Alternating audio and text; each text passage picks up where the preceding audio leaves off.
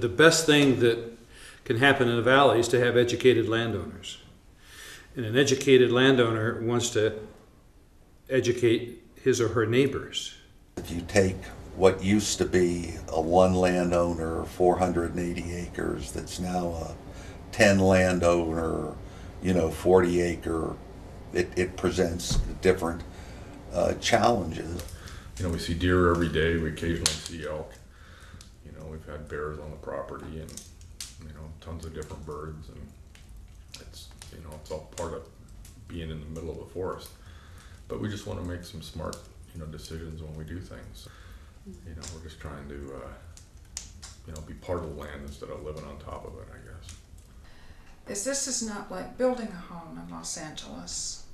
There are risks you have to accept if you're going to live out like this. But I think more than anything, it's if you're going to live here, it's more like blending into the land rather than trying to force the land to be like what it might be if you live somewhere else. I think that's one of the challenges of reaching people before they build, because making decisions when you build has a real impact on the land. And if we knew what we knew today, we might have made a few different decisions in some of the choices that we made. When we were designing the place and we had to build the access road coming in, and we have a Forest Service permit on the first 300 feet, and we did try and cluster the buildings and make more of a compound and leave some of the low-lying areas, especially we have some small creeks and riparian areas that don't necessarily run water, but keeping the cover on those and keeping our presence out of them as much as possible. And then think about the fact that unless you have animals that you need to fence in, like horses or something, that to build a fence to keep people out, I mean, certainly people can do that, but you need to consider what that does when the wild animals need to go back and forth. Well, it's mostly an economic question, because we could have pulled power up from Salmon Prairie. It would have had to come through the woods. They plow the line, they put it underground. And we did a lot of careful cost comparisons and payback comparisons over time. And the solar, at the time, solar was cost effective. And I think the important thing for us coming out here was to learn just how complex the landscape is, how little we knew, and how important it was for us to learn what land stewardship is all about. And we were amazed by the amount of expertise that we didn't know exists. We went to a forest management seminar that was put on by the Eco Center, and it was extremely well done and gave us a broader picture of what we really needed to do. And it allowed us to say we could manage the land in a way that accomplished a lot of different goals. Our active stewardship began with going to the Swan Ecosystem Center and taking the land stewardship course, which was an on-the-land process of learning about it and going out and doing plots and counting trees and learning what to look for in the woods and so forth, so that we had a sense of what we had here. And the neat thing about the stewardship course was we had to reach a point where it became our responsibility to say, what are our goals and objectives for the land? Mm-hmm. Do we want this place that would be commercially harvested at some point? Do we want it to be as quote-unquote natural as possible, or what did we want for the land? The fire in the valley in 1929, which you may have heard of, which burned through, and as a result, lodgepole sprung up, and in certain places on our property, I think they called it dog hair. The trees weren't going anywhere. It was a tremendous fire danger.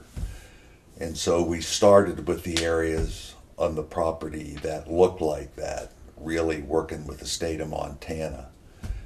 There's still some weeds that were here for when the logging happened, And we did find out over time that it was an old part of an old homestead, and that there were two big homesteads here side by side. But also, you know, our activities introduce those things too. So we're trying to find a combination of methods to make sure that we get the invasive species, and then making sure we think about the water. So use a spray, tractor in the spray, or pull them. Well, there's not too big a patch. Well, that's knapweed we pull with the. We're getting quite a few of these newer weeds that they spread pretty fast. if we're using herbicide or pesticide, we're trying to be very careful with it and do a lot of hand chopping and hand weeding and mulching and everything we can think of to, you know, use a combination of things and not just broadcast spray, and really put brain power toward it. Weed meetings over the last 10 years and had good speakers come up. So And through Seek now, there's some weed programs too. yeah, that's That'll what really help. helped. You know, there's a big beetle kill going on right now, so we have we don't have a pure stand of lodgepole like a lot of folks in the valley have, so we have a pretty diverse forest timber-wise. And so we want to be smart about that and, you know, manage it for bugs in the future. Natural occurrences occur. The pine bark beetle is not something that man created. It is something that happens. It has shown me once again that we really aren't in control of this.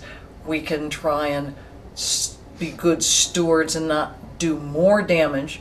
But the pine bark beetle has a function in nature of taking out that term-limited pine forest that need to be replaced with something else. Well, it's doing its job very well. Until about 2 years ago, we had about 5 acres that was pretty well infested with bugs, and I just couldn't seem to get ahead of it. So we took it out kind of the old-fashioned way. We just took all the lodgepole out of these 5 acres and replanted it to white pine, yellow pine, and larch. And we'll see how that works out. We know the lodgepole will come back, but I'm hoping the others will come back too. So When the trees pitch out, we try to get rid of them right then because they're dead and they just don't know it yet, and hopefully keep it from passing on to the other trees. But they keep coming in. There is the general health of the forest issue, then there's the specific fire issue, there's the pine bark beetle issue, there's habitat issues. And to put all of those together and come up with a plan that said, yes, we can do this to combat the fire danger. It will also help with the beetles. It will leave cover for the wildlife. It'll give the opportunity to introduce new species of trees. You can do it in a way which accomplishes a whole range of goals, but you have to step back. there are some really far ahead thinking people that have bought some property that are developing it, trying to bring it back. You know, just working to that. This Montana Legacy Project is going to really help because that'll kind of skew the balance toward conservation values and ecosystem values. I think that'll be a good thing in the Swan. Well, I'm convinced of it, you know. Sustainability can be the physical things that you build and do. That's the kind of gadgetry end of it. But I really think sustainability is the brain power we put to it and the integrity that we put to it. One person on 20 acres can't accomplish much except dealing with those 20 acres. But when you begin to put it all together, you can see a real change, and particularly with big issues like water quality and those kinds of things, you can't address those at the point. You've got to address them more globally. As retired folks, we're, I think, in the minority of people that are here full time. A lot of people are here on a seasonal basis, and when they don't have a lot of time to spend here, they'll come, and it's all about, you know, absorbing that experience to the max. So, you know, you're jealous for every minute because you love it here. So you may not take a lot of time to focus on getting educated or learning all the details about the landscape and so forth. So as a long-term investment. The timber industry is a big deal, and you've got to take it into account, and you should, because it's a lot of people's livelihood.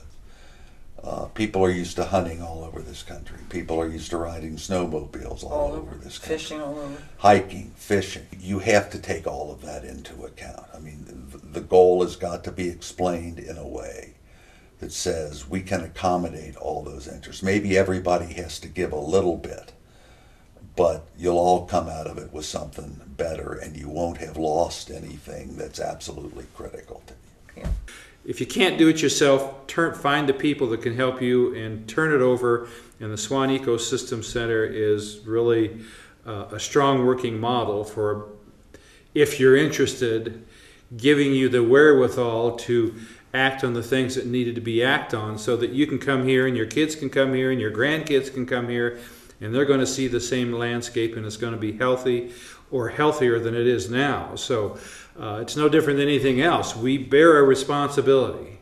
If we're going to be here, regardless of why we're here or how long we're here, we have a responsibility to be invested in this place, because there aren't many like it, and there are probably going to be fewer and fewer like it in the future. Well, I guess I'd like to see them sustain it the way it is, so on and on into the future, people had the same chance that we've had, you know. It'll stay in one piece, and they can do the same thing we've been doing, and just sustain it in that way.